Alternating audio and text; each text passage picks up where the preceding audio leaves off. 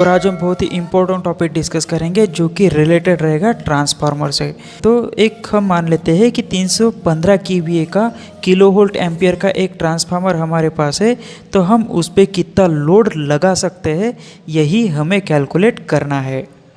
तो ट्रांसफार्मर की जो रेटिंग है वो केवीए में दी होती है और हमें जो लोड निकालना है तो लोड हमेशा वैट में होता है।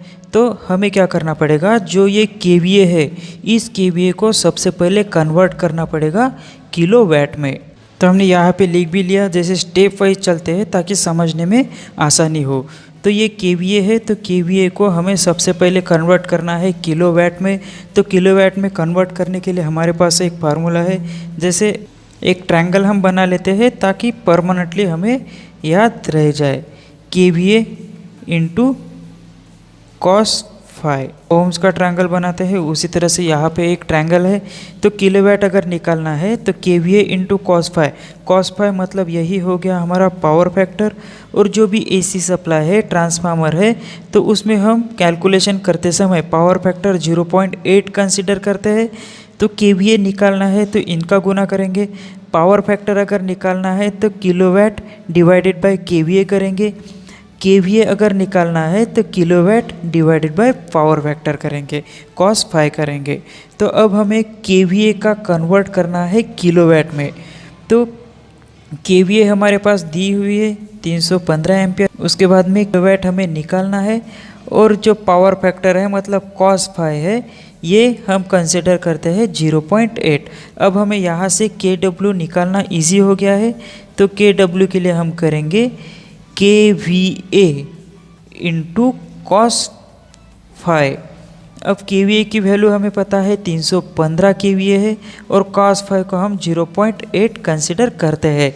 तो यहाँ से हमें किलोवाट की वैल्यू जाएगी 252 किलोवाट। अब स्टेप 2 पे हम निकालते हैं कि हमें पता है कि कोई भी ट्रांसफार्मर है तो उस ट्रांसफार्मर में हम नॉर्मली लोड जो कनेक्ट करते हैं वो 60 to 75% के अप्रॉक्स ही लोड कनेक्ट करते हैं। तो सबसे पहले अब हमें क्या करना पड़ेगा कि ये 252 किलोवाट है तो इसका हम निकाल लेते हैं 75% पर कितना किलोवाट आ जाएगा। तो वो निकालने के लिए हम क्या करेंगे कि 252 इंटू 75% पे लोड निकाल लेते हैं कि कितना हम दे सकते हैं। तो इसको अगर हम कैलकुलेट करें तो ये आ जाएगा 189 किलोवाट। यही लोड, ये प्रैक्टिकल लोड हो गया हमारा और यही लोड। तो अब हम बोल सकते हैं कि 315 केवीए के ट्रांसफार्मर पर हम कितना लोड दे सकते हैं, तो हम दे सकते हैं 189 किलोवाट लोड। ये हो गया हमारा आंसर। अब हम इसको इस तरह से भी बोलेंगे कि जैसे ये हमारा ट्रांसफार्मर लगा है, जैसे रोड पे एक ट्रांसफार्मर लगा होता है इस तरह से ये ट्रांसफार्मर लगा है, इस ट्रांसफार्मर की जो कैपेसिटी है वो 315 केवीए की है। तो इस पे कितने हम घर कनेक्ट करेंगे तो ये भी हमें देखना है। तो यहाँ पे एक पोल लगा है, यहाँ पे 3 फेज आएंगे। तो अब हमें पता है कि 3 फेज का सिस्टम रहता है, ट्रांसफार्मर से 3 फेज आते हैं।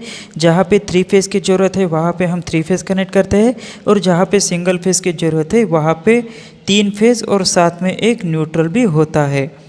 तो अब हमें ये तीनों फेज पे ये लोड कनेक्ट करना है।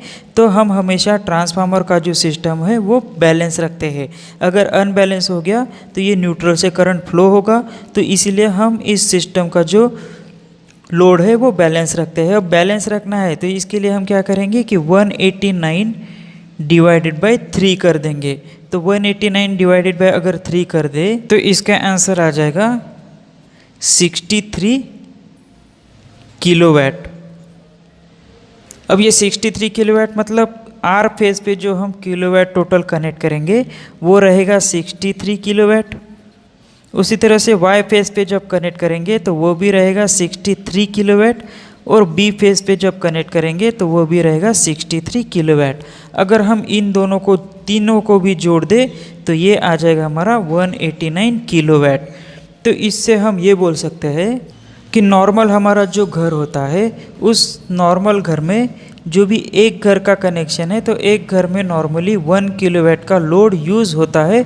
हम ये अप्रॉक्स लेके चलते हैं, एक अंदाजा मान के चलते हैं कि एक घर है उस घर में 1 किलोवाट का लोड है। तो अब हमारे 189 किलोवाट का लोड यहाँ पे आया, तो हम ऐसे बोल सकते हैं अभी कि जो 315 kVA का ट्रांसफार्मर है तो उस पे हम 189 जो घर है वो कनेक्ट कर सकते हैं।